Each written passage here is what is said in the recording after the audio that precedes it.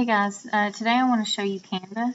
Canva is a great app to having students create anything. I mean, they can make posters, they can make brochures.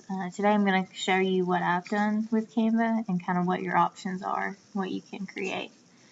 So Canva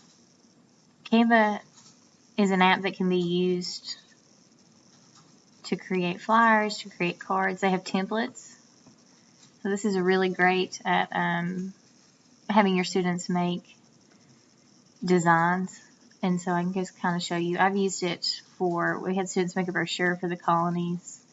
They made propaganda posters. They made presidential posters when they were running for president in my Gov class. I've even used Canva to make our basketball camp flyers. Canva is awesome, and it's great because it can be used.